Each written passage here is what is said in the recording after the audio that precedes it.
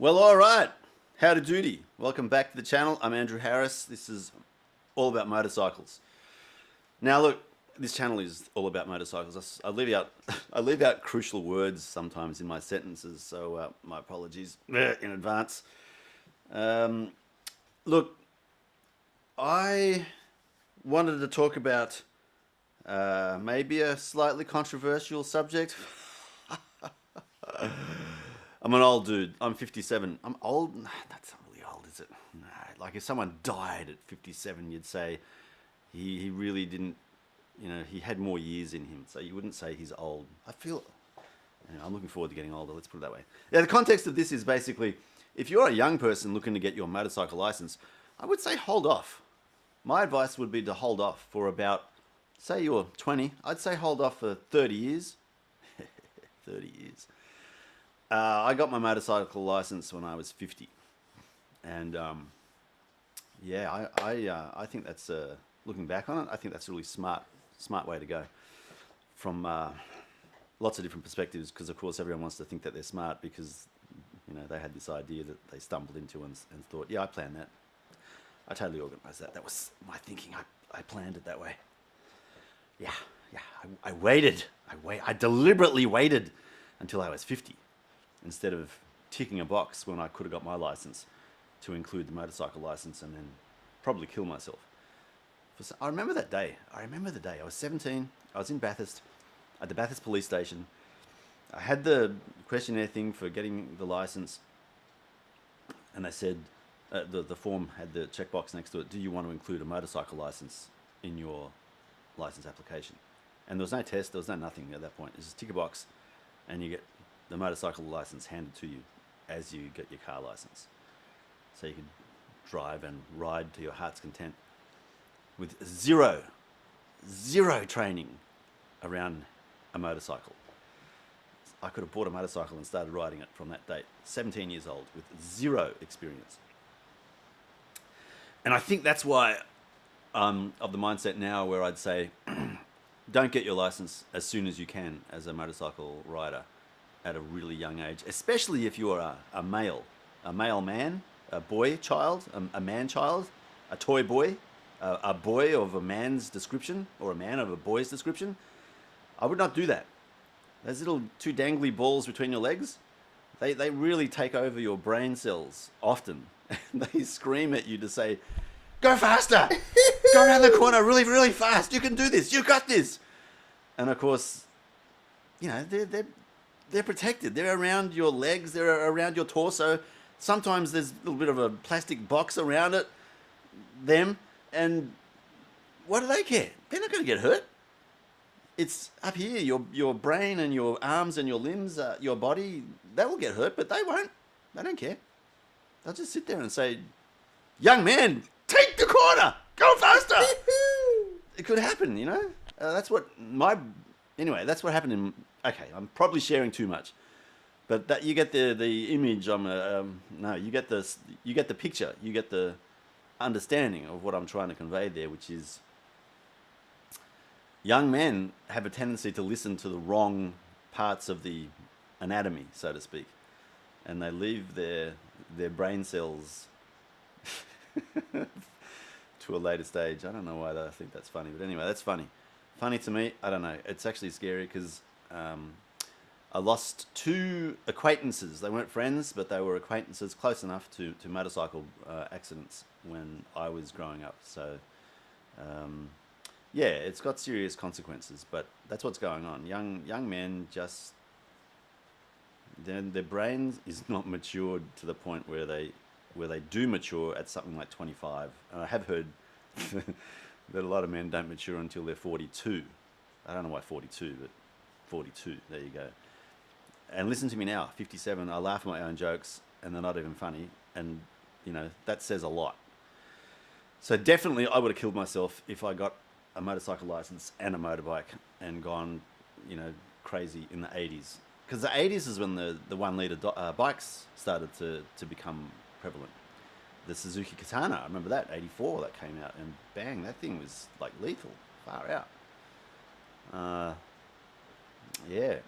So my point is basically nowadays they've got lots of training and lots of understanding around the physics and the gyroscopic type uh, physical nature of moving objects, etc.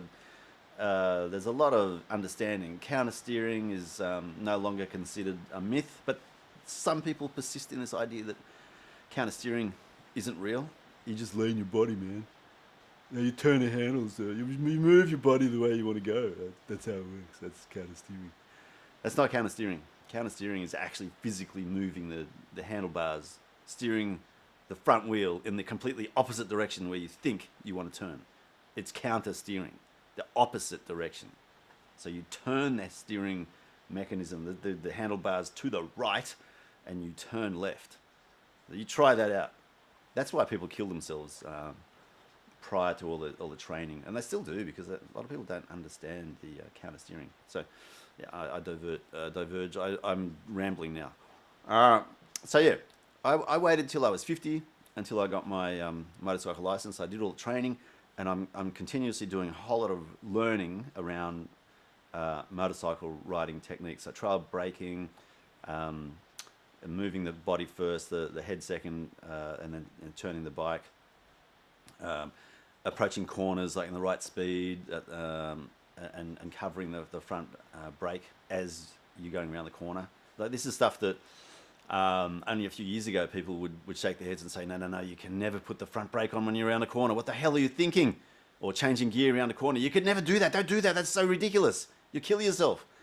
That's if you change your gear and suddenly let the clutch out. If you change the gear and suddenly gun it. If you suddenly launch the brakes full on the front wheel, yeah, you're going to kill yourself. But if you're gently maneuvering, gently changing the dynamics of the bike, gently controlling things, you have a stronger chance of surviving than if you don't do anything at all. So yeah, there's a whole lot of wisdom that comes with age because you do stupid things as you get to the age of a older person. It's just mature. You learn. Oh yeah, I did that last time and I broke my collarbone. I'm not going to do that again. Or yeah, when I did that thing, I broke my toe. So I'm not going to do that again. You just learn this stuff. And man, especially the biggest thing for me was when I did the motorcycle training. What became evident to me was how vulnerable we are on the road on a motorcycle. And so as a driver in a car, I am much, much more mindful of people on motorbikes now. And so I'm looking around much, much, much better than I ever did before. So physically turning my head around and looking through trying to get rid of that blind spot in the car. So moving my head backwards and forwards around so that C-pillar is not blocking any view there. Using my mirrors all the time and looking on the right-hand side in particular, changing lanes. Most people I see, they start to move into the lane. They put the blinker on after they've started moving, and then they turn their head. That's the last thing. Like it's the complete reverse, the complete opposite of what we should do as car drivers. Like when you're driving and you think to yourself, I want to change lanes, you put the blinker on at that point. And then you make sure no one's around there. And then you make sure no one's going to be doing something funny in front of you. And then you start to turn into the lane. And then you turn the blinker off. And then you do the reverse when you go back into the left lane again. But, so many people don't do that. And so as a motorbike rider, I'm aware I've got to think for them and myself and try and anticipate. And man, over the years, this sixth sense that you get as a driver, like I've been driving since I was 17. Oh, actually earlier. My dad took me out and taught me how to drive in government vehicles at the age of 8. So technically I could say from the age of 8 through to now 57, I've had a lot of years behind the wheel, seen some really crazy things happen, like things out of left field you just would not expect to happen, like chunks of rubber coming at you at speed from the other direction while you're doing 110 and lanes full of cars. What do? You take the hit, but try and minimize it. That's in a car. It's not in a motorbike, but it's in a car. So, but those things that like bits of stuff falling off trailers in front of you in a car again, and then missing you by millimeters, or things falling off trucks. I haven't had any of those things happen to me on a motorbike yet, but I know it's going to happen. It's just a matter of time. So having that knowledge in the back of my head makes me realize I'm not going to stay next to big semi-trailers for too long. I'll just get around them and then get ahead or stay behind them. Getting ahead of them is the preference. Same with anyone towing trailers full of junk is like, how do I know they've secured everything down properly? So again, I just try and get around them and away from them as far as quickly as possible. That kind of stuff. And you get this sixth sense about when you're driving around in traffic, you can tell which car is looking to go right, which car is looking to go left. You can just tell from the way that they're maneuvering the car and drifting a little bit to indicate, yeah, I think they're going to turn left, and then lo and behold, they're turning left. And it gives you that awareness as a motorbike rider, what to do, just to make sure that, like, I've seen wheels, seriously, wheels, twice, fall off a car, and then the cars brake to go around a corner, and the wheel just keeps on going. It's just like a whole wheel. It's bizarre what goes on out there. That's happened twice. Not once, twice. So, this kind of stuff is real. On a motorbike, you're not going to survive a wheel coming towards you at 80 kilometers an hour the other direction if you don't be aware of what's going on around you continuously. Like, for me, riding a motorcycle it's therapeutic because of all of the sensory perception that's needed to keep the bike going and you safe. You're 100% engaged. That's why I love it. There's no time to think about anything else. There's no space for any other thoughts, like, your relationships, your work, the planet flying through the universe at speed, out of control. Like, you can't think about that. You're on the bike and you just think, I want to have fun and I want to stay alive, and I don't want to damage the bike and cost myself lots of money to repair it. So it takes up all of your senses. It's like almost like a meditation state, and it's awesome, and it's so much fun. The whole cornering, the dynamics, the wind, the noise, the engine, God, the whole thing, it's just awesome. I think that's why we all love it. But there's a cost for it all. So the cost is that you've got to be completely engaged. You've got to be totally concentrating all the time. God, if you're not, you're just risking your life and other people's lives. So that's why I'd recommend, if you're 18, if you're 17, and you're looking forward to getting a motorcycle license, man, just get a bike and go out on the dirt roads, out in the bush. Wait until you're in your 40s or 50s to get your license, because you'll have like decades of experience that you can then apply directly to that motorcycle on the road in particular, and you'll have a safer and much more fun time.